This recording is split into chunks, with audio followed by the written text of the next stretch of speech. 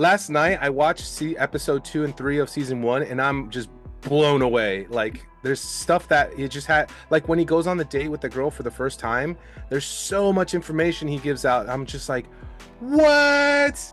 Hey, I'm on brand. Blue for Cobell. Oh my god, look at the logo. You work for Lumen.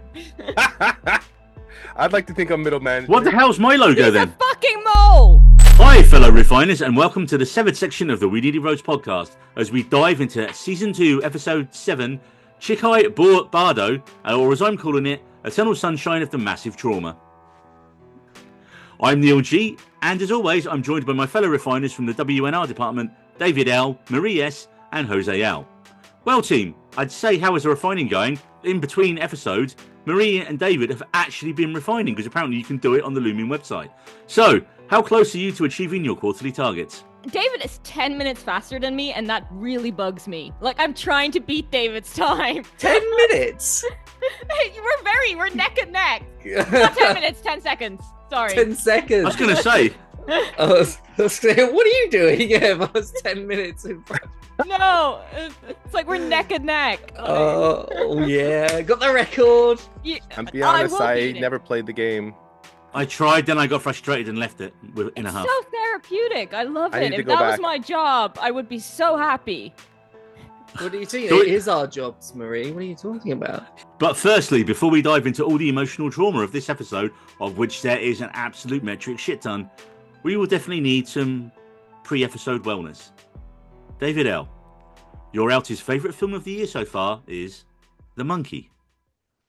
No, it's not. David L. I was about to say it. Yes, it was. It was when I... What is your favourite film of the year then? Just to like... Nosferatu. Nosferatu. This is going so well. Off the rails already. Best David friends L. right here. Best friends. I'm starting to doubt that. David L, your LT is a vegetarian, but a very bad one at that, as he has a poor diet. How can I be a bad vegetarian? How can he be a bad vegetarian? Who? Does he eat meat? 10 points deducted for talking. Please resume. Marie L, your LT stayed up to watch the Oscars, which explains your inner's tiredness this week. Marie L, your LT saw a Latvian animated film about a cat called Flo, and it emotionally devastated you. Jose L, your LT has been approached to photograph Ben Affleck and Jennifer Garner's second wedding. Oh, wait. No Jennifer Lopez anymore. No, Jennifer Garner now, Jose. Here's a thing for Jennifer's. Yes, he's got a type. Jose L, your LT once had a picture of himself photoshopped with your head on a baby's body, earning you the nickname Baby Jose. Yes. That sounds terrifying. The picture is hilarious. so. Jose needs to find his picture because it's the captain stood there on the ship with his hands like this, and they've just photoshopped a baby, and then Jose's face on the baby. It's scarier than the Keir-faced baby in the start of the titles of Severance. But what makes it all the better is the captain, Captain Bob Oliver. He looks like Russell Crowe from Master and Commander, and you're just like, he's the kind of captain I want when we're like sailing into a storm, because you can just imagine him stood there on the bow of the ship, drinking whiskey, shouting at the waves. He's a cool guy. He's a cool guy, man. Anyway, David. Neil G, your outie can play Johnny Be Good on the guitar. Neil G, your outie climbed the world's largest waterfall and didn't die. I mean, I've been to the Jurassic Park waterfall. I was actually Hawaii. thinking of that one in Jamaica. Dunn's River Falls. That's not that big at all. Yeah. It's That's about the tiny. same size as the one that's in Severance. I mean, remember, Severance scale is different. and this is what we're talking about. That's the waterfall you climbed. And as we know, anything Lumen tells you about waterfalls is fucking bullshit. Okay, let's get into it as we're already about 28 minutes in. That's just a random number I picked. Okay, so episode 7, Chikhai Bardo. And I don't even know if I'm pronouncing that correctly. Chikhai Bardo? Chikhai Bardo. Chikhai Bardo. Sounds like you're saying shit Kai. Chikhai Bardo. Chikhai Bardo. I think that's more offensive. And according to Google, this 2 words that I'm not saying again is a reference to the soul experiencing death and the liminal state that could lead back to the cycle of suffering and rebirth, or the opportunity to see the light and escape.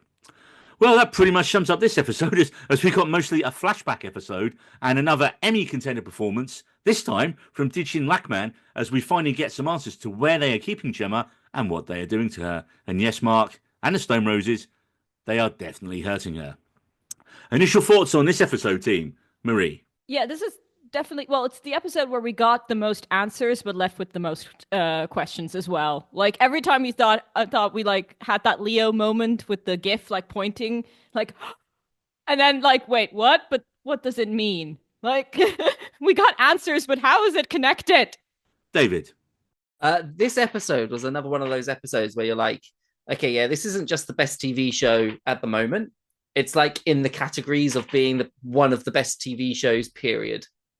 Because of episodes like this episode. Yeah, it was back to form. And not that it ever left form. This episode proves that things are much simpler than we realize, but also much worse.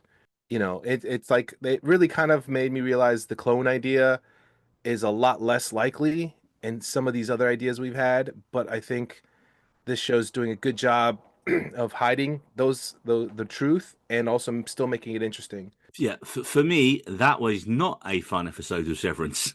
Like, you know, usually you get a bit of comedy in interesting, Severance. not fun. Yeah. And I'm saying for me, this was not. So I thought it was pretty funny. When she whacked that bloke with the chair, I laughed out loud. Oh, yeah. That was like full on WWE, yeah. But no, also, it was really horrific and emotionally devastating. And we always say each week, oh, you know, give the Emmy to this person. And then this week, Dichien Lachman just walks up. You say it. And the internet, David. And the severed threads. The sever threads. The TikToks you guys don't watch. Exactly. Them too, Jose. Them too. And Gemma, how expertly she just portrays all the aspects of her relationship with Mark, just in a few flashback scenes. And of course, obviously as well, we'll get onto it later, this was the directorial debut of the show's main cinematographer, Jessica Lee Gagne, and holy fuck. Is Beautiful. what we say for now. You can tell it was directed by a cinematographer. Like, just tell. So much. If there was to get any into. episode that should be directed by a cinematographer, it would be this one. Just. So first time on the Previously On, we get Devon doing the Previously On Severance this time. I didn't notice that. I gotta watch everything twice now. Seriously. Oh mate, how do you not pay attention to who's doing the recap? Because they're going to fuck with us on it one day. It's going to be like, wait, that character is dead, or that character we haven't seen before, or wait, why is this character doing it? From the second the show starts, it's messing with you. True. And then, of course, we get to see creepy Dr. Moa. Mauer. I'm glad you had issues saying that name. I was hoping somebody else would do it first. I'm going to say Mauer. I'm just going to call him the Sussy Doc.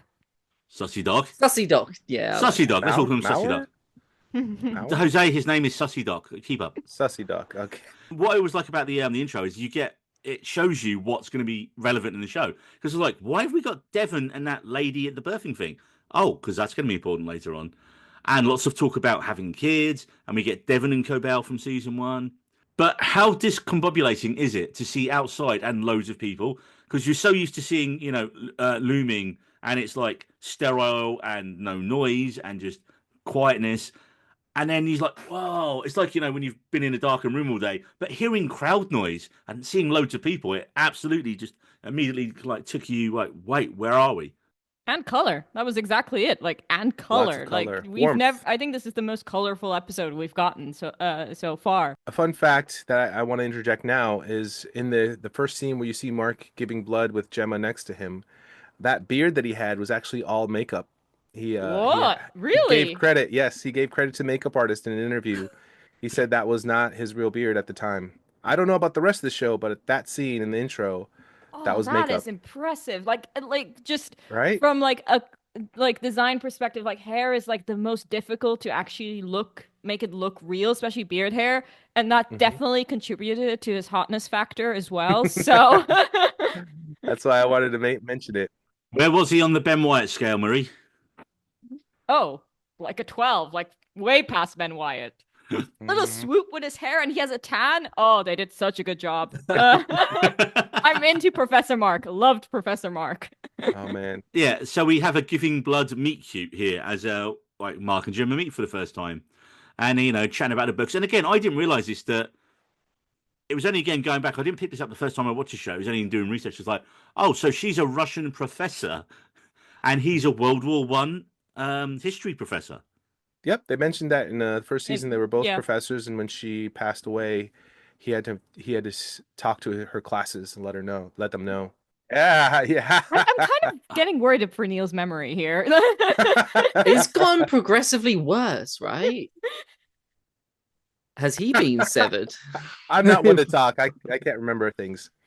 I am juggling a lot up here at the minute. Have you Let me been just say in that. some of these rooms, and are they testing you to check if you can remember what's happened? I have actually been to Wellington before, so you know. So one thing I didn't catch on the first viewing, but when I saw people talking about this episode, is the blood machine has the Lumen logo. Yeah. So Lumen has been around their relationship since the beginning. Mm-hmm. But in this scene, in the initial meet cute, and they say about what book you're reading, The Death of Ivan Ilyich, 1886. Now, of course, we've all Googled that book, right? Yeah, of course, man. What are you doing about? So just me and Marie then is what you say. I actually haven't. I've been Googling place names for nonstop. Okay, then. That's been my hyper focus. The Death of Ivan Ilyich, 1886, tells the compelling story, does it though, of Ivan Ilyich, a high-ranking official residing in the comforts of societal norms. Sounds like a page turner at the minute. Oh, I'm going to get all the Russian literature people coming after me. The unexpected blow of a terminal illness derails his predictable routine, dragging him into a journey of profound self-reflection. Now, again, you could attribute this to both Mark and Gemma as the episode goes on. I mean, this could describe Mark's life up to this point. This kind of here, this is the death of fun Mark in this episode, you know, wow. Or we see what happens to him to become the man who looks a hell of a lot older than he does with his like fake beard and nice tan in this one. The death of Hot Mark. The death of Hot Mark, as Marie has sadly termed it. But apparently the idea is from this book that they want a pain-free life, but with no pain, there is no happiness. That kind of goes back to the Matrix when they had the perfect simulation and people just wouldn't accept it. So they had to create a more realistic world. So I think that all ties together. I have mentioned the Matrix before. I mean, it goes into... I mean, we'll probably talk about it later with the doors and what they're doing in all of these rooms, but it sounds very much like what they're doing in the rooms, creating a pain-free, like a world where you don't remember pain, and like testing the boundaries of what Severance is capable of so that they could take it from what they're using as now and distribute it potentially to other areas such as pregnancy and basically creating a pain-free world. Which sounds really good in theory. If it wasn't done by evil people and corporations. Because I also did the Eternal and Spotlight. That movie has such a long title. Eternal and Spotlight? Yes, comparison in this episode, and that's another one. No, it's not a good idea. Like, you learn from experiences. Do not erase experiences. Like, I think the movie also proves that. But no, that's not a good idea. I mean, Mark seems so different here, doesn't he? He's so happy. Sorry, would you, though, forget about the pain of childbirth if you could? Like, if you were given the option to not go through childbirth, I feel like only one of us can answer this question, David. I was about to say, is Neil going to answer his question? Oh, okay. Or like, no. I mean, actually, there is already a severance procedure. No, but there is a biological component. Like, we do forget the realities of childbirth after it happens. Is it like hormones that That's clear why your women. mind? That's why. Yeah, I know. That's why women go for second babies and stuff like that. I mean, Natasha's going through that like at the moment. You know, like my wife. I mean, it is. I don't know who that woman is. But yeah. And you know, there's epidurals. There's like other ways we've. Okay, maybe that was a bad far. example. Well, no. That's the thing is. Jose's going to give you his answer, David. I think there are people that are so afraid of pain and hurt and fear that's why it's an option. There's people out there that just don't want to deal with any of it, and so I think that's why the Severance idea is a show that makes sense to some degree. Like, there are people that would go through it, like there are employees at Lumen. Now, it's around here as well. We kind of see Gemma having some kind of procedure of some kind for the first time, and I was just like, where did she go? What is going on? Because they really kind of subtly drop it in at the start, and then of course we cut back to the first time, to the real time, and we get Devon and Regabi having a bit of an argument, and of course another all-time Devon singer. I will throw you off a fucking bridge. It's settled, lady. I was like, yes. I really want to use I will throw you off a fucking bridge anytime. Really anytime, anywhere. It's funny. I've seen some reactions to Devon recently, how they're either like they were neutral or like Devon, and for some reason this episode everyone was bothered by Devon, who honestly it's just like just have a clear conversation, but no one wants to explain what they're doing. So I mean, I was just like kind of annoyed by Devon in this one, honestly too. Why was Why? she so desperate to get hold of Cabell? Bad idea. That idea. didn't make sense. Like that was all like, Oh, the like, crazy even lady the that lived a idea double behind life. it. Like, why? Oh, she'll know what to do. She'll be. I didn't get that. I didn't get that motive. In a panic situation, Cabell's the only person she knows she can get hold of at Lumen, who had a big interest in Mark. So I think her, even though she knows it's a bad idea, her overriding thing here as a sister is, I want him to live. Cobell wants him to live for some reason. I'm going to get Cobell.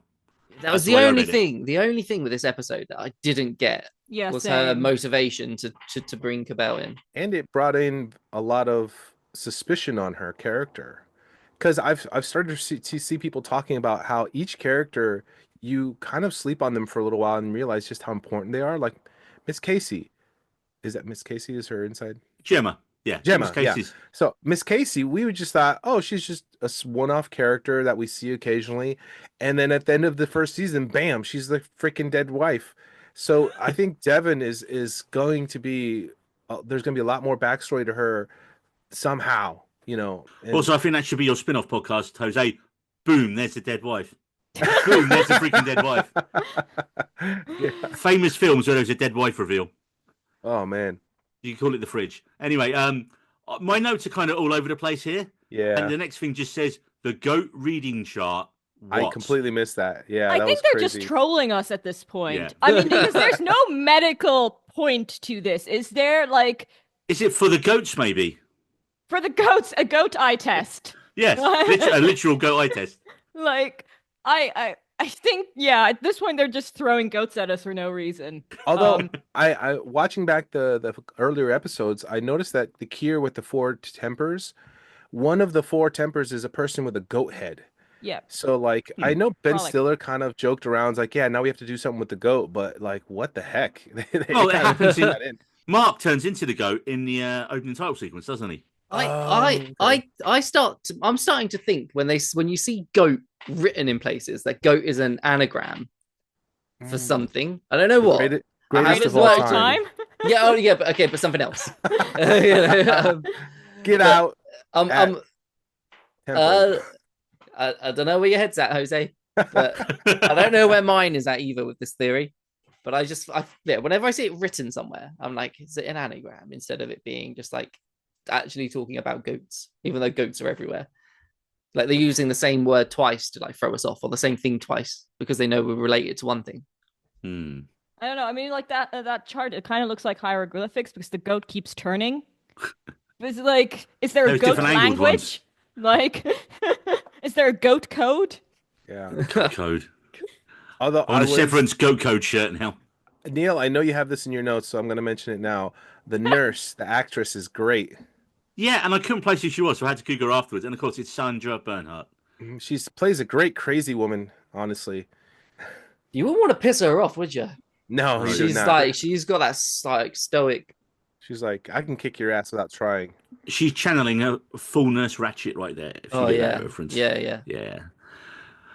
And then we get the first. I think this is when we get the first bit when she said, "Well, how many rooms today? 6."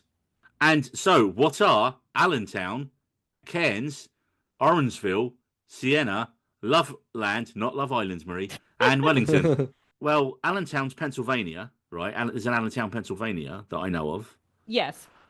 Cairns is a place in Australia, up near the Whitsundays, I think. I mean, Orangeville, There's I haven't Cairns got a in clue. France as well, isn't there as well? Probably, yeah. aren't these just, Orangeville, I haven't got a clue. port cities What, again? Darnsville? Darnsville is a Oh, military town. okay. Also maybe Pennsylvania. Siena? Any thoughts on Siena? No, I haven't got any in there. They're all towns. Okay. Like they're all places. I spent the last few Virginia, Darnsville. Few days. Loveland's a town. What? Loveland. Loveland. It's in Colorado. Oh, we should go there. It's like a ski resort. It actually looks really nice. Oh, we should definitely go there. That place is gonna get flooded. They're also not all places in the U.S. because we've got Wellington, which is New Zealand. 100%. They mentioned Zurich. Zurich. They also have Cork, Ireland. Also, remember their employees from the first episode when they replaced them. They were from different places too. So, Yeah, but I'm talking about the specific rooms now. but I'm saying Lumen is international, so it's not outside of the normal. I feel like to have towns and cities from Yeah, all but over the Lumen place. loves a play on words. So this is why I've been like researching these places to try and find the coloration between them. And to be honest, I don't have a definitive conclusion, and maybe this was a waste of time. So when I saw the room names immediately, like Wellington, I was like, oh, the Duke of Wellington. That's where my head went to straight away. I didn't think New Zealand. New Zealand, yeah. Well, I was like, I immediately, of Wellington. course, went MDR files because they match the MDR files. That's probably the right answer then. I mean, but like, wait, you guys didn't notice that the rooms match No, the we do. MDR Yeah. files. Yeah, we did know that. But then why choose these specific places? Like it's I think it's just fun. the whole like her assessment with the medical device thingy before she gets dressed, because we got like something really interesting. We got the question, would you rather die in a landslide or drown? And the way they also focused on that and the lingering like silence, like that Yeah. question is important for some reason. Well, I can't... didn't she drown? We don't know. Well, she looks very much alive to me, Neil. The story. Well, we assume. No, you were assuming because like No, 'cause I thought she wasn't- crashed into a tree because that's No, I why thought it was Neil- on a frozen lake because you see the car in the lake in the opening In the title intro. sequence. in Yeah. the intro, In but the intro, but that's a very unreliable source. yeah, and also you see Mark always in season 1, you see Mark go to a tree, which is like the source of the accident. Perhaps she got propelled through the car window when it hit the tree and then into the lake. Like the lake hasn't been Speculation. confirmed. isn't suffocating and drowning like the same thing? Again, Two that's different why it's things. an interesting It's- question. yeah. Like I think suffocating you can do above water, and then drowning is specifically to water. You know, Yeah. suffocating could be a bag over your head, like a mob hit, Hmm. and then drowning, anyone can drown you in water. Like a I know muppet. Yeah. Yeah. But yeah, I think that was a very important question, and then the way that the machines were analog is really telling. Oh, going back to the earlier seasons, the different CEOs, the last one you see, the latest one is 1990, so you know it's after the 1990s. So Ah. What I wanted to mention about when she got dressed as well, when she saw what dress she was wearing for the day, there was like an immediate negative response Mhm. to her choosing that dress. Yeah. Which was interesting because the whole process is them trying to find out, like what I think anyway is them testing whether she remembers what's gone on in that room or whether. And so the fact that she had that immediate negative reaction to wanting to wear that dress sort of says that there is something subconsciously that she feels. do you think she's Well- lying at some of her answers? No, but because the way I read it is because like each room has basically a certain dress code. So she knows when she puts on that dress, her mouth is gonna hurt. Because that's the dress she wears to the dentist. So that's how I read that reaction. Because she had the same reaction with the Christmas outfit. Because she was holding her hand. Before we, like you say, before we get to this is kind of important that I didn't realize until kind of going through it. That after she like does the walks in through the first door, and you have is it her or the nurse who does the blood test to get in the door? The nurse. The nurse. The nurse, yeah. The nurse. I mean opens the door. that's some creepy sci-fi shit right there. But Yeah. this is the first time that we learn that she's actually getting severed within wherever she is. because Yes. she's And one personality there, and then she goes in, and we see like that crossfade they do. We hear the sound of the lift, and was like, oh, so I was like, oh shit, so she's being severed. And multiple then different personalities. but then I got it completely wrong. So I figured, oh, she's probably going to be on her way to like a wellness session then. And no, she's off to the dentist. Marie was right. She said he was a dentist. Although also trigger warning from Marie, dentists, as it says here. To be honest, no, I've never had a bad experience at the dentist. I'm so. Oh, you never want to say that. I Why? honestly, growing up, I never understood why people in my class were afraid of the dentist. Like, I've always had amazing dentists. Like, which is good because I'm there nearly every like couple of months. So I mean, I have cleanings every 6 months, but that's about it. I hate So- cleanings, no man. checkup. That's what I do. Like every year is a checkup, but I'm gonna have good teeth, so you know. Yeah, I have terrible teeth. Show off, Jose. Cavities? The one thing Brush? America does well, hey? The one thing. No, Yeah, I mean, No, you pay it. You pay it's for a it for genetic sure. condition on my end. Oh, I see. Don't That's lump why. me in with you Brits. Brits with their naturally awkward teeth. hey, Amy Sorry. Lou Woods would kick all your asses. I'm just saying. Now, and this is kind of when I started putting it together. She's like, when she comes out of Wellington, she doesn't remember what's happened. So I was like, oh shit. So we're like, she's literally getting severed from room to room at the minute, and wherever she's staying, and like that kind of started. Okay, so it is some kind of testing. We're going to go on, but then she walks past Cold Harbor. So right, is Cold Harbor the final room that test? she has? It's The final final test. boss. Which, let's be honest, that sounds like. Oh, was that a rock reference, David? It was, yeah. Well, yeah, you like it. Cena? No, Cena. Cena sucks. Anyway, getting back to Cold Harbor. Do we think this is going to be some kind of simulation now of her drowning? Cold Harbor? I think that there's a good chance of that because it's something because these are related to things she didn't like. Because the writing of the cards, there was a moment where in the flashbacks, Mark calls her out for saying, "Hey, I'm going to write a thank you note." And he's like, "Don't you hate doing that?" So I didn't realize just how much of these experiences connect to things she didn't like. Sorry, I think if it's a torture room, my idea would be an emotional torture room around Mark in some way. That's what I think it'll be.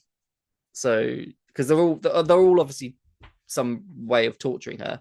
I think it'll be something to do with emotional torture. Well, before we get into more emotional torture, let's bring it back to a little bit of levity. Because we have another scene with Devon, and she cracked me up here because she says, "I need you back, milady," to her brother, which cracked me up. She's trying to joke, yeah.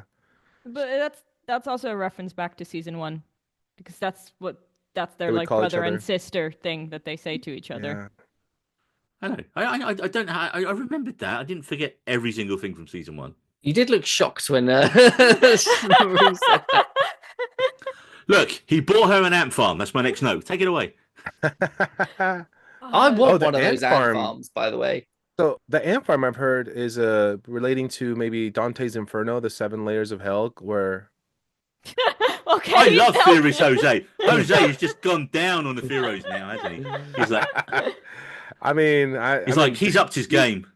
TikTok, yeah, but it's talking about how that's a representation of where she's at. She's in a lower level of the buildings, and she's dealing with things that are basically putting her through hell. Oh, and they are in that earlier scene. There we see the 6 rooms, and then we see her walk past the 7th room, which is Cold Harbor, which is the final layer of hell, maybe. There's like 7 layers of hell, right? In 7 layers of Dante's hell. There were Yeah. 6 rooms in that corridor, and one of the 7th one was Cold Harbor. So I'm gonna probably elaborate more later, but we're forgetting that Gemma's probably not the only one. There's multiple instances that we've heard that they're like with Petey when he was talking to Mark in the first season. He's like, "There's this part they don't tell us about. There's a room, and there's people down there. Like we can go down there now. They're still down there." And so he's saying there's multiple people. So Gemma just happens to be connected to Mark in this situation. So Devin was talking to Helly saying, we finish on average 1 in 5 files before they expire. So which is better than what we would do before Mark's freshman fluke. So Mark was kind of like a fluke. That's why they think they're excited for him to finish this. But apparently there's other people that they've probably tested old Severance chips on that they're just getting this chip to be better. And then right now we're just looking at the situation with Gemma. I think that's what's going on. So what you're saying, they're the latest kind of main hope for what they're trying to do. I think so. Yeah, I think this is like maybe like the because finishing a file, which is to say getting a person through all these folders. I think. Well, you know what? Hold on. How does that relate? Oh, he's doing a reverse ferret. Well, they said that they would do 1 in 5, and that's actually better than they used to. So it looks like other test subjects weren't going through the process, and they would expire. So some of these test subjects probably weren't successful for some reason or another, and Gemma is actually being very successful. So this is so much to it. I don't know. It's just adding to the idea that there are more people down there. Well, there is evidence to that because, like, on PB, on PD's map, it says people live here. Live here. Multiple. And also, if you look at the corridors, like, there's another room opposite Gemma's. So, so like, there could be someone in there. Because they could do it like they do with the severed workers, where everything is just timed. Staggered. Yeah. Exactly. I just really want to shout out the set design here, because Gemma's office, it just gives us such a look into her personality, because it's organized chaos. Like, she has books stacked everywhere, like it's like neat but still like messy. And then just like put that into stark contrast of her Lumen quarters, where it's just bare, it's empty, there is no personality. It was just like, I love like details of like visual storytelling there. And we also see that later on in their house as well. What I was going to say is we kind of move in then to the montage of their relationship. And again, reading up with the director of the episode, she shot it on a Bolex on 16mm film. And the reason she gave for it, she goes, how do you instantly conjure nostalgia? Film, because it's old, and even new film looks old. So compare it to like the harsh kind of digital world that we live in now. The second you see film, and obviously the colors are warmer and the tones and all that. And so she said it was a way for them to really quickly just visually signify this was and the montage is so well put together. I mean. And then this is, and then one of my notes, it literally says, wait, he has a crib. And then the next, wait, was she pregnant? And then we move on to the dinner party. And again, you've still got fun old Mark, haven't you? Because Mark's like, Rickon, what is wrong with you? Yeah. I got to say, though, when she covered her drink to prove that she was pregnant, like say, hey, no, I immediately went to sadness because I knew what was coming up. It's the second I saw the crib, I was like, oh, no. Yeah, I was just like, oh, because they don't have a kid, so this is definitely going to go. Thanks for it. Yeah, but then of course, Devon, you're not drinking. Oh, fuck right off! Just the actress, she just has such a way of pronouncing the lines, but all the actors do in this show, and I don't know whether it's just the way the dialogue is written, or they're that comfortable with the characters. They know exactly how the best way that character would deliver that line, because they can just nail it every time. Because like Devon's not been in it a lot compared to the main characters, really. She's like a side character, but every character in this show just absolutely kills with what they do with like. And again, this episode, we all know that. I mean, if you've seen like other shows she's done in the past, Dichien Lachman is a brilliant actress as well. You know, she was in Altered Carbon. She was brilliant in that. She was in Dollhouse, which we're definitely going to talk about a little bit later. And yeah, I mean, like all Australian actresses, she started in Neighbours. With the flashback sequences of the past, is that like would we all? So I thought they were all sort of dream sequences of Mark whilst he was unconscious. Yeah, sort of dream memory sequences, and that's what I thought was happening at those times. So a part of me didn't know whether what we were seeing was real or whether it was Mark's dream of that memory. If that makes sense. I think that's what you said, mate. I think this is Mark's reintegration thing, so he's remembering, and we're seeing what he remembers in these flashes. Yeah. What I also thought was interesting during the like flashbacks, like the montage, is the aspect ratio changing. I don't know if you guys noticed that. I missed that. Because like obviously like Severance is like wide and it like went to square, but it happened so quickly. But it was also just such because like that again, that is a choice. So a choice, and I think that's also like reintegration, or is it what we're seeing is real? Because like also with the color grading, like that is happening during that sequence. Yeah, because like David was just saying, much of this episode in places is, I think it's just such a clever idea to have Mark's reintegration and flashbacks, but it's intercut with actually what was happening to Gemma at the same time. Well, you know, as much as we assume what we're seeing from about her is true. Because I was like, wait a minute, is this all? And then I was like, no, because we're seeing scenes that he wouldn't know about. So I was totally on it. And then, holy shit, there are people refining the refiners. So Yeah. I then at this point I was like, does MDR, are they actually even doing anything? These people are sat on the other side of the screen, and they looked so scarily like them. There was one woman. There was like a guy who kind of looked a little bit like Irv. There's another guy who kind of looked a little bit like. Oh, yeah. We are getting like themes of two and duology and twins like throughout the season. So that's why it's like not completely ruled out because that's basically like a fucked up mirrorverse of MDR. And also so creepy that they've been spying on them this entire time Through the screens. through the screen. So you would think when everyone was sharing vessels in the last episode, like some people, they must have been very bored because they were just staring like at an empty office going, where the fuck is everyone? Yeah, I was going to say, they've been doing much work themselves because they've not been nothing to spy on because no one's does any bloody work this season. Well, it makes you wonder whether, like, the whole moving the numbers thing is all bullshit, and all the stuff that they're, you know, all these stuff that's occurring in terms of what when Milchick comes in and goes, "Oh, we're going to do this," and then something kicks off. That's actually the whole point of what's getting the tempers done, and it's just like, but they it doesn't mean specifically anything. mentioned he's not worked on Cold Harbor, and Cold Harbor's close. They need to get him back working on it. Yeah, I don't. Yeah, but think that could it's just bullshit. be Mark in general. No, because you see the progress bar. They're monitoring the progress bar. I've slowed down that scene to like 0.5 speed and I've analyzed it. Damn. Okay. Get ready some sort of detailed screenshots. So like they are definitely monitoring them. So I think like MDR is doing something. It's just they need like another level for it to be effective. Like I just wondered if everything that's happening to the four of them, the four main characters, as it were, in MDR, actually what they're doing on the screen doesn't matter. But it's what's happening to them while they're there on the 7th floor is actually what. No, I think they're genuinely refining, but they're probably just they are connected to what they're refining. I'm going to say it. Refining is bullshit. And we're saying it now. Aren't just because you jobs? don't hold the record. I mean, yeah, exactly. He's just jealous that he sucks at it. It's like the easiest thing in the world. Yeah, you're talking to a guy who got a grade G at GCSE maths, then took it again and got a grade G, but then got 2 A's in English. So go figure. I can talk. As an American, I don't know what that means. So that's what the nil G means in nil. Yeah. Moving on. Drummond and creepy new guy behind the screen. Who is creepy new guy?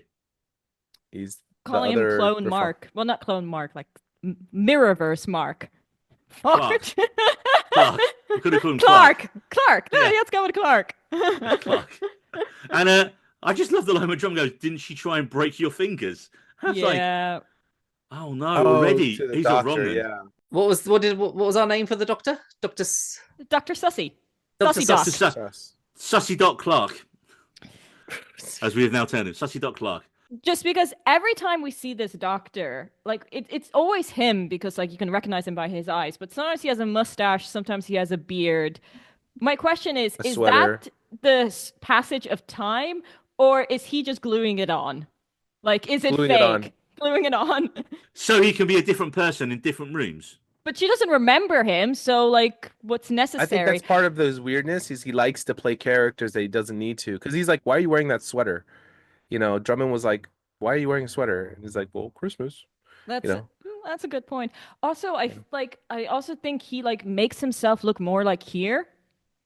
Because Kier had like a fabulous mustache and beard. And like at some silhouettes, I was just thinking like, that kind of looks like Kier to me. Like He could be another Egan sibling as well that we don't know, because you know his name. They just call him Dr. Mauer, but Sussy Dog. Yes, he's then the black sheep of the family because the black goat of the family. Oh yeah. I mean, you could tell he's ulterior motives, and it comes to an end later in the episode. Creepy motherfucker. I was like, my next note literally says, So are they going to do IVF but through Lumen? And that sounds like a bad idea because that's exactly what it seems to they're attempting. Sussy Doc. He was at the fertility clinic. Yeah. Yes, he What was. was Sussy Doc doing there? Sorry, Lumen is a pharmaceutical brand, so it would make sense that they run the fertility clinic. Mm.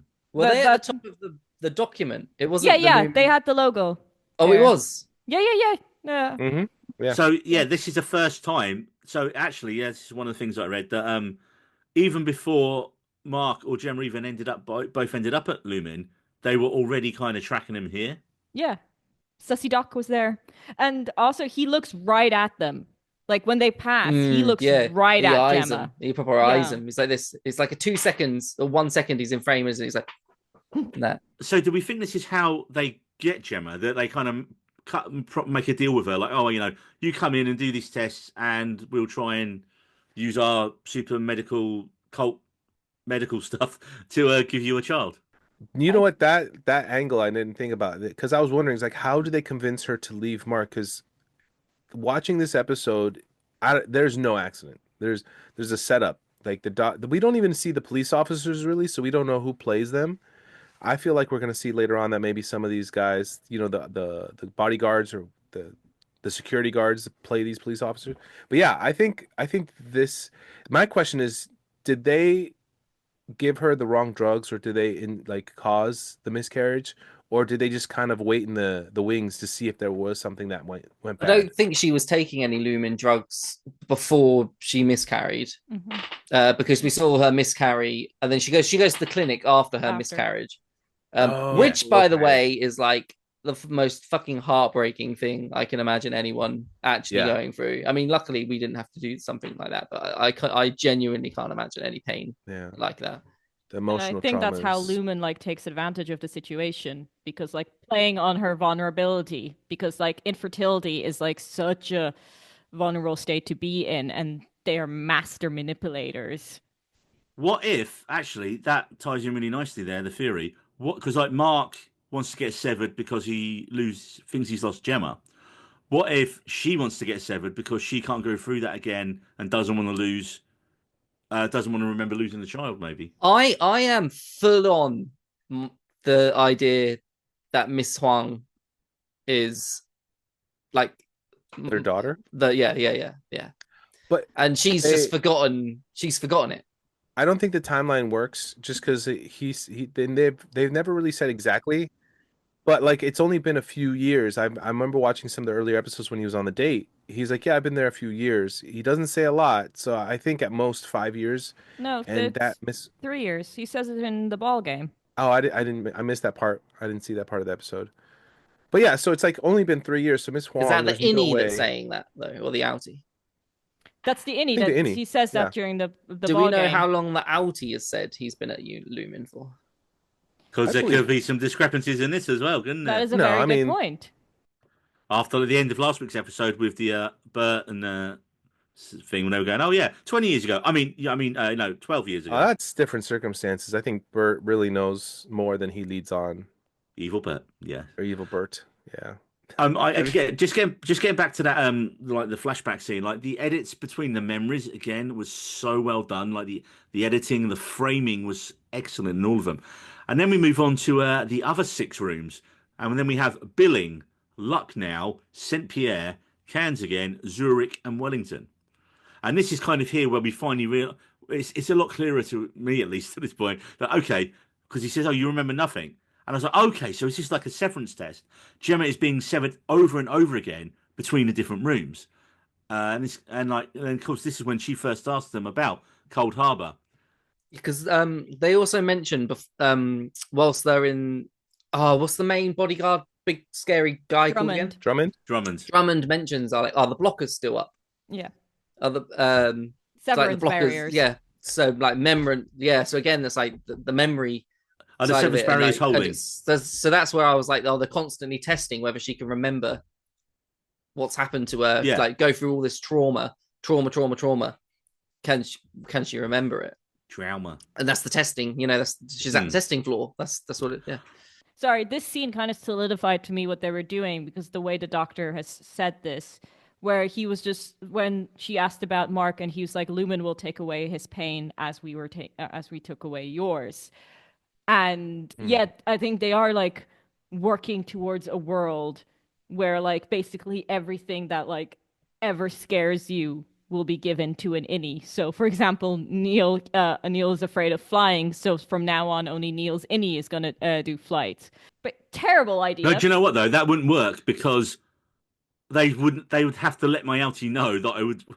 My outie would still worry about going on the flight beforehand. It would See, be that's a good point because you're still on the plane, like your body's there. Exactly. And So, if they'd have to literally not tell me that I was going to go on a flight somewhere. yeah. I mean, like then the your whole innie would situation freak is messed out. up. I mean, to me, the pregnancy one is the most one where you have an innie just to give birth. I mean, that is horrific if you think about it. And the Like- next line, the world you are siring. Mhm. So I was like, wait a minute, is Gemma going to have the weird Kia baby and not Helly? Are we going to have... This could get so much more darker and twisted here, couldn't it? I don't think this complicated. was sire in the term of birth. This was like sire as in like the Bring results about of the to the world. exactly the results of the experiment. On the birthing thing as well again. So I'm the only person in here that's had a baby. So I'm the only person that's been. Obviously, I've not physically had the baby, but I've been in the room right when it's happening, and to lose that initial moment of the second you've given birth and have that be given to an innie, I think my wife, like, I'm not talking for all women, but I think she would rather have that moment and go through the pain of childbirth than lose that moment to her innie. Is that, because I completely agree with you. moment of seeing your baby for the first time. I And mean, that's the magic of choice. Yeah, and to be honest, like there's like the arguments like that's why this is a terrible idea. Like to the dentist situation, if you yourself don't know how like painful it is to go to the dentist, then maybe you'll let dental hygiene just go completely out of the window because you don't really have it. Like trust me, this is why I take such good care of my teeth, and the financial aspect, to be honest. But it's just that's what I was thinking about. Like because if you never go through the pain of something, you don't know the consequences of it. So you just live your life going la di da di da, and it's just you're not human. It See, doesn't. that makes sense. And to a lot of people, like, I think what it is the people who, like, we see it in the show, the person who decides to not go through child labor is someone of affluence. Mhm. You know, it's the high-end people who don't want to deal with that because they don't have to. That's where we differ. We're used to dealing with hardships when people of affluence don't necessarily have that. You know, they have the opportunity to not have to deal with it, so they choose not to just because they think, oh, I'm afraid of having to deal with emotions or actual pain or actual fear. Let me just sever that and not have to worry about life. You know, it's kind of a theme of people who are well off. Well, talking about that lady, actually, Gabby Arteta, her name was. Now, this brings us to the idea of the Damona birthing retreat again, which hasn't been mentioned. At least I don't remember it being mentioned much at all before this one again. But the idea of the birthing cabins was to allow people to be severed so they don't have to experience the pain of childbirth like Gabby was. Now, and then Devon has the idea. That's why she wants to take Mark there, because she thinks, oh, she can talk to his innie and find out what's going on. But then Dr. Downer is like, oh, no, it's different. It won't work that way. But is she just bullshitting Devon here? She definitely has an ulterior motive. Like Sus doc number 2. Exactly. Do not trust the doctors in Severance because she she doesn't care about Mark's well-being. Like she cares with the information that Mark has, like and like how she can use Mark to get like close to Lumen, but she does not care about Mark. Like I think that's very evident. So she definitely has an ulterior motive, and like you can kind of see that like once like Mark has like filled his purpose, she kind of dumps him and runs. So it's I do not trust her one bit. Her storyline though is still the one storyline I just don't really care about. It's like the one mystery I don't really it doesn't interest me. It's kind of like every time you go to her, you kind of just want to get back to the main plot thread, you know? Until we find out she's working for Altier. I feel like we need there to be like this big sort of twist reveal. We need some sort of informational thing to happen with her where like that we find out what that motive is, perhaps, Marie. Hmm. That will like really get you interested in every time you cut to her. You're like, oh yes, like we're gonna find out more here or something. One thing I've realized is there's only one of her, but in the previous episode in first season, Petey says there's a group of people. So where's the rest of her group? That's what I'm wondering. I think that's some part of the mystery of who she is, and she probably does know more than she leads on, but I think she's just trying to guide Mark to a specific action, you know. Well, as we say, as we have in this scene, like Devon wants to call Cabal, which we like mentioned in previous bit. But they also mentioned there she's a soldier. She was raised by them, so now we know she is looming through and through. And again, as we've kind of been speculating about Cabal, that she disagrees with the way that it's being run, that Helena is running it and the Egans are running it, and so she seems more of a pure Kia disciple. So I definitely think we're heading down that some way. But it also like tells us she's another Miss Wong because they're doing the same with Miss Wong. They're raising her. So it's like so was Cobell at one point also like a child leader of MDR. Indoctrinating you, isn't it? Into like Next we have Gemma going to all the rooms and he's like, why shouldn't you see her in all the different outfits for all the different situations? Cue the worst plane ride ever. And then there's that weird line where Drummond says to Creepy Doc again, Sus Doc, Clark, when he's done, you're going to have to say goodbye to her. So I was like, wait, does that mean they're going to let her go? No, they're going to kill her. We don't know. On the worst plane ride ever, sorry, before we go past it was Hong Kong to China. It was Hong Kong to Los Angeles, David. Yeah, but how did they... do that simulation. Do that in a room, yeah. Yeah, I was thinking the exact same thing. How was that done in a room? How exactly? Hydraulics. Oculus. Yeah. Oculus, yeah. No, well, what's Apple's version of that? It's probably in there. I mean, there's simulations that look very realistic, and if you're being mind controlled to a degree, I think you can fake being put in a plane. I don't know. And it's not about crashing or anything. It's literally just about turbulence and scaring the shit out of the passenger. Mm-hmm. So I think it's You'd possible have to make that feel so real though for it to work. Yeah, all you need to do is the Innie experiencing that would have to genuinely think it's happening to her and not in any way think that she's just in some sort of room or in some sort of simulation. She'd have to 100% think she's on that plane, that she's gonna... She would, though. I mean, Lumen has the financial, but like, how can you to do that? That room. That's what I'm like. That's what I really want to know. How, David, they got a room full of goats. They can do whatever they want. Yeah, a little plane simulator, easy. Yeah, I mean, that's the same thing, having a room full of goats. I mean, I could buy a goat now and have a goat in this room. It's much easier than simulating an airplane crash. Do it. We'll talk for another 20 minutes. I want to see a goat in that room by the end of the podcast. And then one of the weird things, the weird food blocks. And I literally freeze framed at this point just to see what the hell some of them were. Oh, yes, David, having his food block as we talk. Rendered marrow. Candied carrots, and I was like, "Ugh." Can I say these are? So we're weaning Evelyn at the moment, and it is literally like Evelyn's weaning food that we get. Like, so we blend carrots, parsnips, cabbage, whatever, freeze them, and they put them into little blocks. So these people are baby clones, is what we're saying. That's what the food's for. It is interesting, but then like RoboCop had baby food. That's how they fed RoboCop. But then because like the following scene, she has like a very nice slice of cake. So it's like it's not like proper food doesn't exist. To me, it reminded me of rice cakes because like if you like fry rice cakes, they puff up.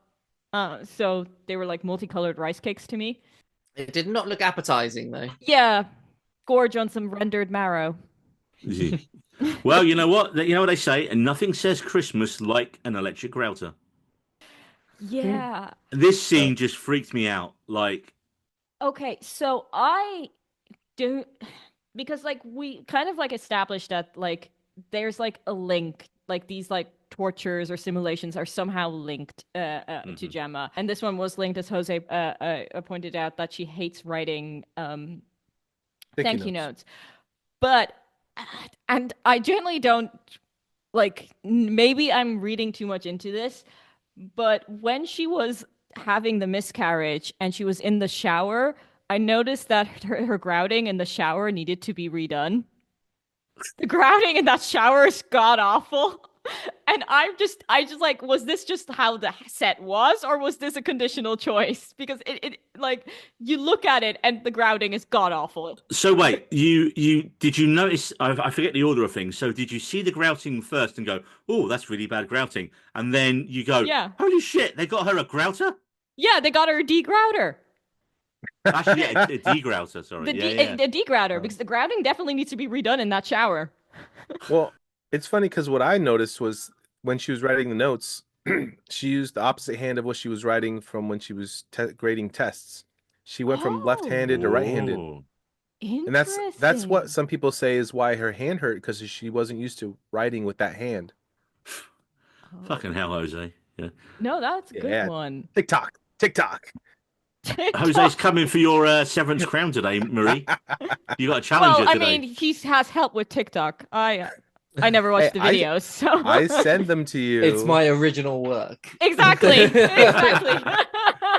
Now, this scene, it almost feels like this is the most torturous thing I thought out of all Yeah. the rooms.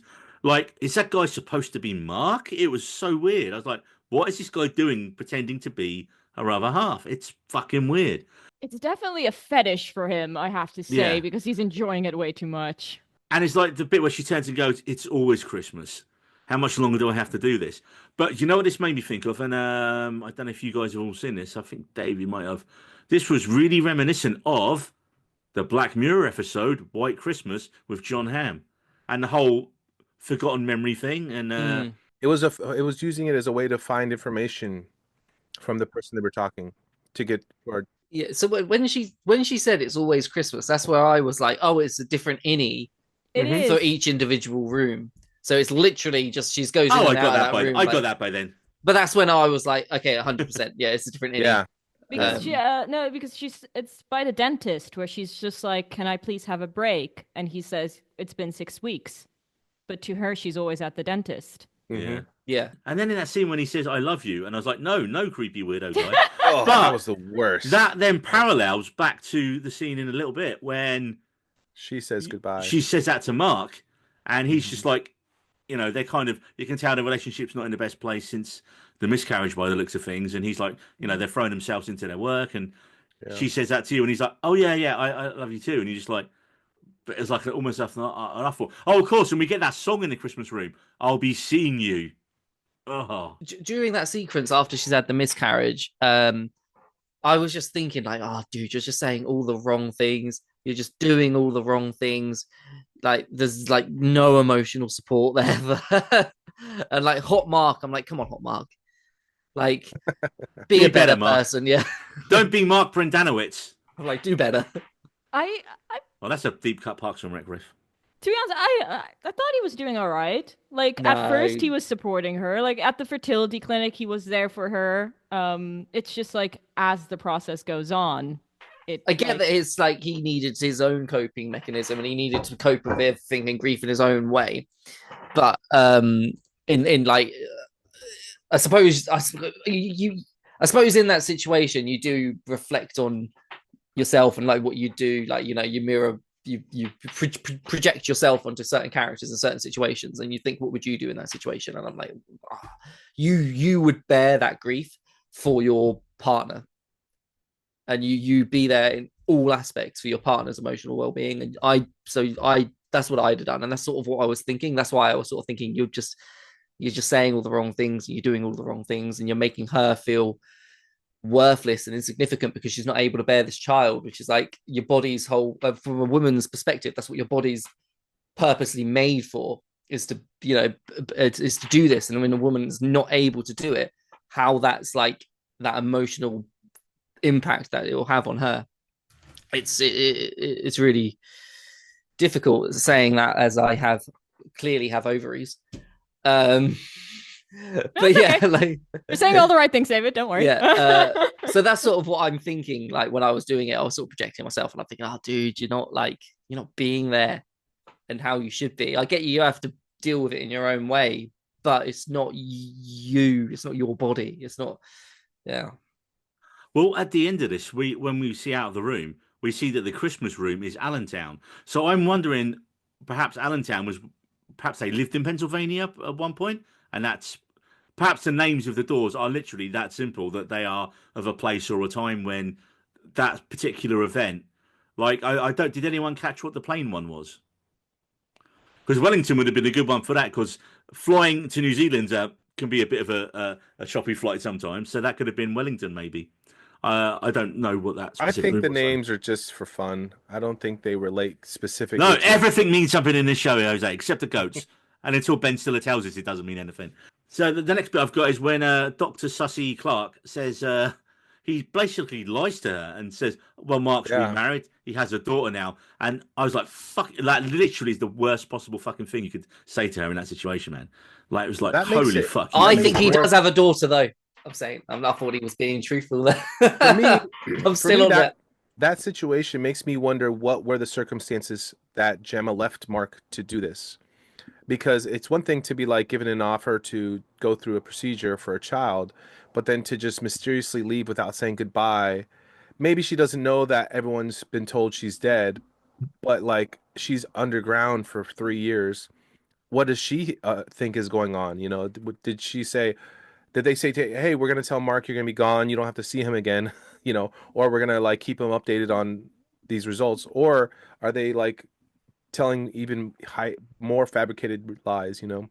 Well, they've definitely bullshitted her massively. I don't think anyone would have signed up for what they've put her through at all, for whatever they've promised her. And we don't really know that yet. And like I say, in that last bit where Dr. Sussy pretty much says to her the worst thing to say, that is her breaking point. Because then, as David mentioned earlier, she goes full WWE style and hits him with a chair in the head.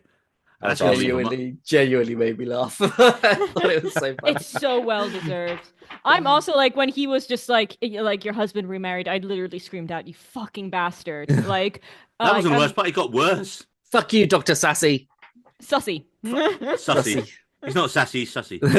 Fuck you, Dr. Sassy. But the funniest line I got there, and I literally, my line after WWE style chair shot to the head by Gemma. Oh, that's going to leave a mark. Oh, boom, boom. Oh. And then we get to Gemma trying to escape the nightmare corridors. Did you notice that one part when she tries to go towards the elevator right away, it like almost reverses like a video? Like she takes 2 steps forward and then reverses 2 steps back, almost like opposites attract.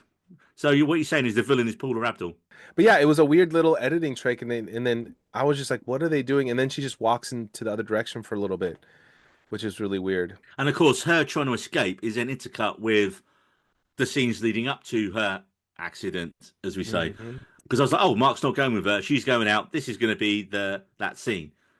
Now, of course, and again, we still don't know whether they just faked her death or they did actually stage an accident to get her. We still don't know really, or at least if I didn't spot it, but we still don't know actually what happened there yet either, do we? Because why would they make such a big deal about the car crash and the tree and the lake and all that? Or if that's just a story to feed Mark and everyone else, maybe. Because going back to happy Gemma and Mark, well, where we can see like the cracks happening, there's just this one interesting scene with her with the cards.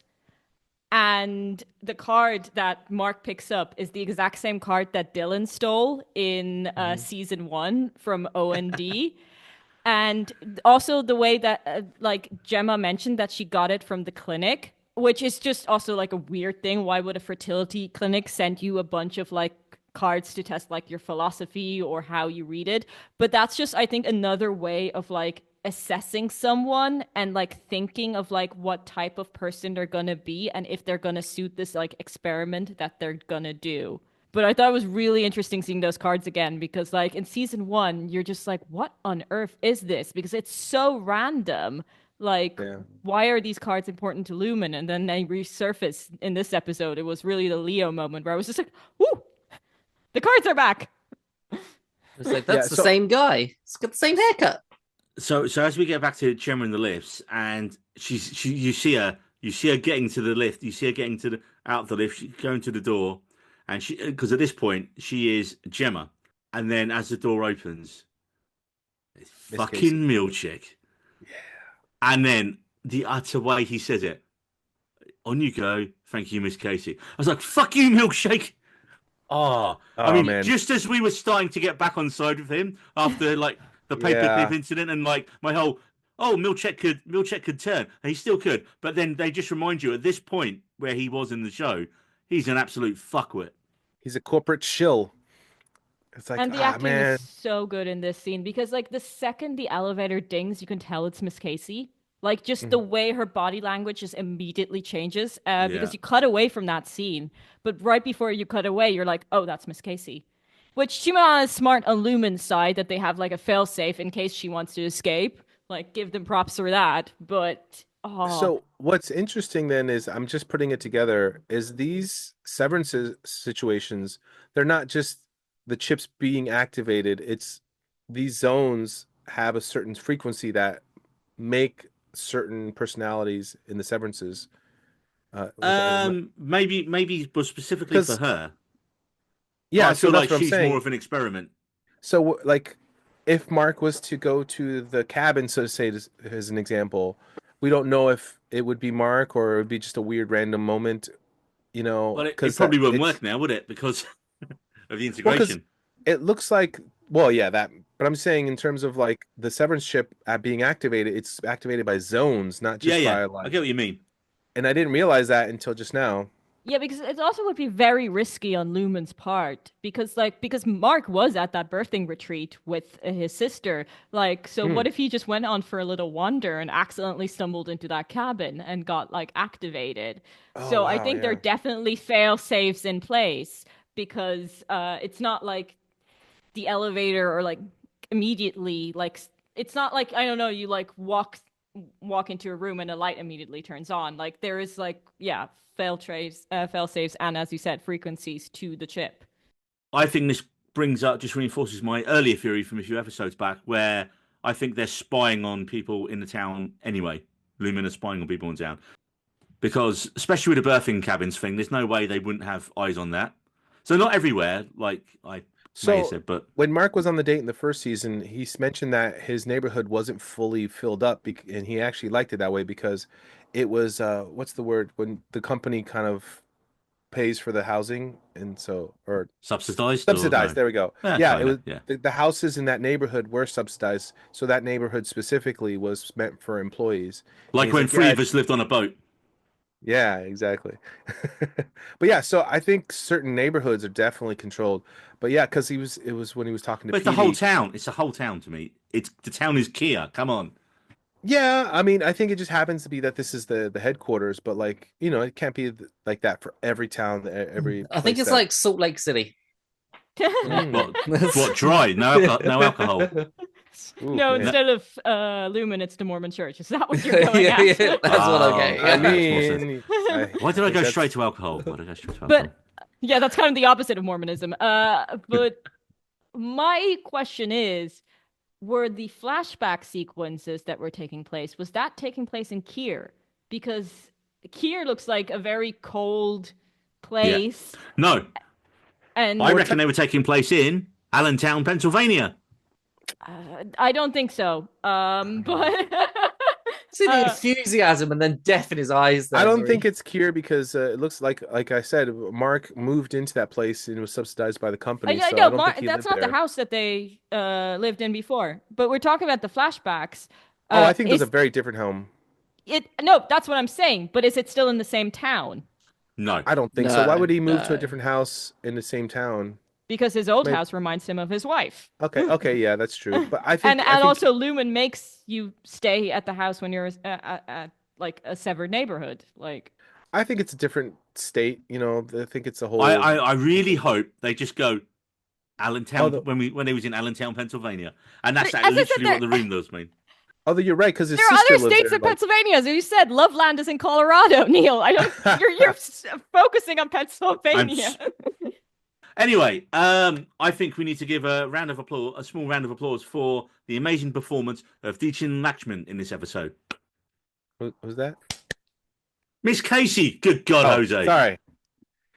The way you pronounce names just throws me off so much. He doesn't have an easy name to pronounce. Dichien Lachman. There we go. Now that sounds Scottish. I'm sure that's it.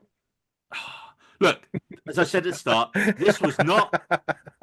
Every week we say, this is like the best episode of the season. It's been progressively better every time. Honestly, I agree. But this was not. This was like we finally got the flashback episode. We were all speculating it was going to be a Miss Cabell one, and it wasn't. Here was a Gemma one, which was it's cool because we wanted that. But this was dark. It was disturbing. It gave us some answers, but gave us many more questions. Because it ends with Mark waking up. So now, how much is he going to remember? Does he remember everything, or what do we think? I think he's gonna remember a lot. A lot. Like maybe not like everything because I think it's still a lot to take in.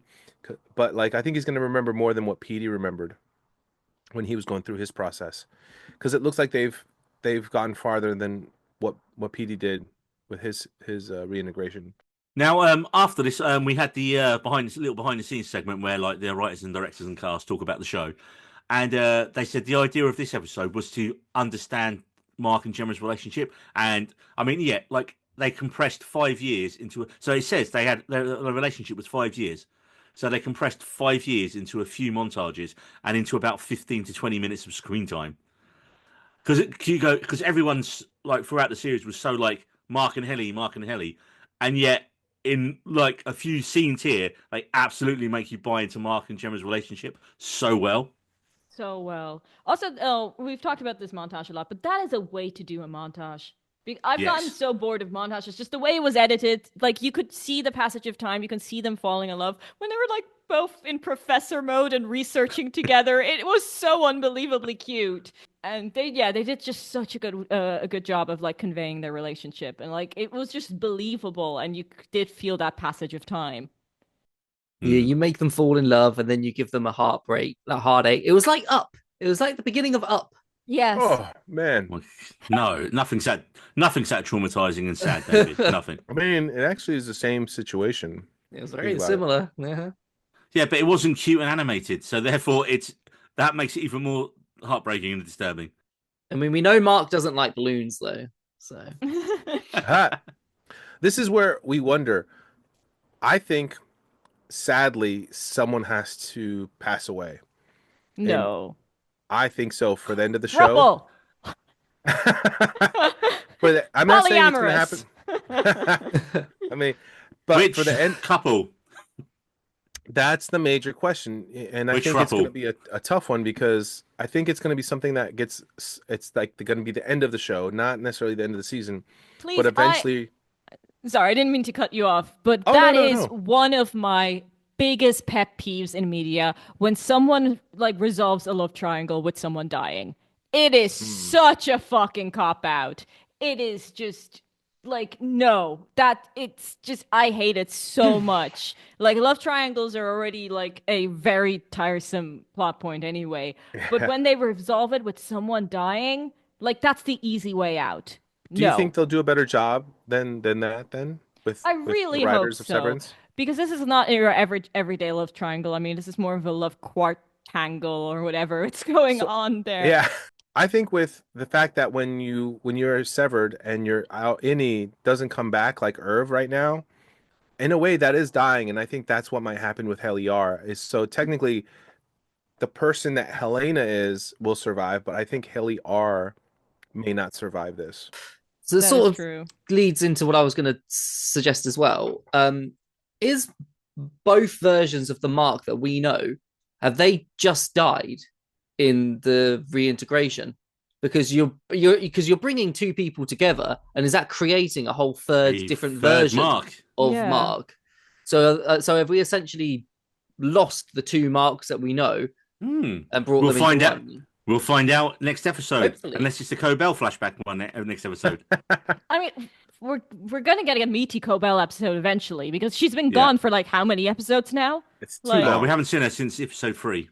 I got a few last couple of points of discussion from just from the episode in general, and like we mentioned earlier on, the show was directed by the show's main cinematographer Jessica Lee Gagne, and man, is she going to be a busy woman after this show. I mean, what a calling card for your first ever directorial debut. I mean, the editing as well in this episode was immense. Did you see the bit online where they showed you the behind the shot thing? Because the bit where the camera rotates around and goes through all the cables, And everyone's like, oh, it's CGI. It's like a Fincher-style shot from Panic Room or Fuck Up. No, that was all real. Yeah, I And didn't see how they did it though. just literally just search that episode, and there's a video on there where she explains how they did it. And she says it's like literally one of the most difficult things I've ever done in my career. And he's just like, but it looks fucking awesome though. So, I mean, yeah, the irony I was thinking about this is she could literally be fighting against Ben Stiller for a Best Director Emmy. Because, I mean, it's different directors, right? And Stiller's work's been amazing on this show. And, but then again, this was such a visual, just beauty of an episode. So you're just like, shit, imagine if you got nominated against the person who gave you your break on the show. And then, because I think she was cinematographer on Stiller's previous show, Escape from Dannemora, as well. Yep. Now, the last thing I want to mention in this one is there was a very specific line and nod to Joss Whedon's Dollhouse. Who here, I think you are, Jose, but anyone else here familiar with Dollhouse or has seen Dollhouse? No. Right. So this was a Joss Whedon show before he was cancelled for being a creepy weirdo. And it was, I think it was the first thing he did after Firefly. Sounds about right, yeah. It also stars Gemma, Dichien Lachman, as one of the main actresses in the show. Also, it was Eliza Dushku was in it, wasn't she? Yeah. That was it. All right, everyone, calm the horniness down. Alan Tudyk was in it as well. But and the premise of very similar to Severance, the premise, not very similar, but kind of similar. The premise of the show was people would have their memories wiped and they could be programmed with different skill sets, and they were called dolls. And every episode they would, go out on a mission, and the main character played by Eliza Dushku's character would she slowly started remembering things, and as it went on, her real personality started coming through. But at the end of every episode, when they finish their mission, and their handler has them back, and they're wiping their brains, the dolls would ask, "Did I fall asleep?" And the handler would always respond, "For a little while." And they literally say that line in this episode to her when she says, "Oh, did I fall asleep?" And he says, "For a little while." I was like, nice. "Oh!" And I didn't catch that. And if you go and search for Severance Dollhouse, you will see just a whole another strand of Severance theories. I don't think they're going to be as close to as where we're going. But I just it's a little nod. I think it's just a really nice little nod to her previous role. And again, that was a really good show that just kind of found its way more in a second series, especially when you bring Alan Tudyk in as the villain. And he was so fucking good as a villain. No more, he was earning his money a bit more in that than he was being a fucking chicken in Moana, I'll tell you that much. Right, any last points, refiners? Again, I think that this show, as crazy as it is, it's in a way more subtle and crazier than we can really think of. It's like, we're thinking goats and clones. I think that those possibilities are still on the table, but that's like the Severance version of Boats and Hoes, Goats and Clones. Goats and Clones. But I think it's crazy. And there's a link, also... Adam Scott, Step Brothers. There we go. Connected. It's all connected. But I think in general, this is crazier but more controlled than what we were probably throwing out in the past. So, because I've seen some crazy theories on YouTube, and I'm like, no, calm down. Like our outlandish theories. Yeah, that's the fun of it. That's literally the fun. And we're going to be extremely wrong. That's why we're doing this week by week to see how wrong we were. Yeah. And Jose, can you think of one other show that you're watching? Oh, no, wait. One other show that you have watched where every week everyone was had the same level of discussion about where the show was going. Yes, Lost. But did you go back and watch previous episodes of Lost and talk about them? And then you found stuff in those earlier episodes that was so important to what you're watching? No, because they made it up as they went along. Yes, that's true. Whereas here, I have a lot more faith in Ben Stiller and the creative team behind Severance. Yeah, that's true. And we need to roast him. The next episode of Severance is only 37 minutes long. That comes out this Friday. Not enough. It's cool. Which is what everyone's saying. Cool your jets, man. Cool your jets. But the episode is called Sweet Vitriol. And Sweet Vitriol is an old-timey nickname for ether.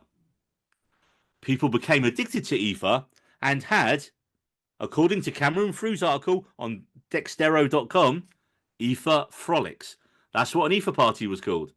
Well, Frolic is one of the four tempers. So, But also, everyone's kept hinting that we're going to get a Cobal episode. And I think this could be it from what Advanced reviewers are good because they've not actually spoiled anything. They've just said, no, there's a Cobal episode coming up. And we're like, yes, well, it must be soon. Because like we only have 2 episodes left after this Friday's one. Oh, man. Right. Well, scary. I'm not ready. What do we talk about each week? I was about to say, what's going to do with our lives? We're left here to pod. Will we all just die when Severance is done? Will our That is a good cease to point. be? They'll just put us in the waiting room until season 3. Let's just hope it Okay, only so we'll takes a just be year. straight. You know what? We won't have to wait. We'll just be straight into season 3. That's a fair point. Oh, yeah. Because we know it's going to end on a cliffhanger. Like, There we go. we know it's going to be frustrating. And we won't have to worry about it. Frustrating. We'll just be like, and we're back. Right, well, that's all the time we have on the We Needed Road Severed section this week. And I'd like to thank my fellow refiners. David L., where can people find you in the Lumensphere? They can find my Audi on We Needed Roads on Instagram and Long D on Blue Sky. Not making it weird. Long Marie D. S., where can people find you in the Lumensphere? Sorry, don't have me go after Long D. Anyway. Oh, okay. That sentence was still pretty funny too. Anyway, I go by a perfectly civilized name, Life on Mars. You can find me on Twitter, Instagram, TikTok, and yes, then you can find my less civilized podcast, Two Girls, One Reasonable Cup, on wherever you get your podcasts. And Jose L., where can people find you? You can find my photography website at jlopezphotos.com. No photos of Jennifer Garner or Jennifer Lopez. And then for my lifestyle portraits, you can see me on Instagram at Jose Lopez Photos. And you can find me at Needed Roads on Twitter. I forgot the we. I'm at Neil Gregory 78 on Instagram and Neil G 78 on Blue Sky. And till next time, dear viewer, do you fall asleep? For a little while.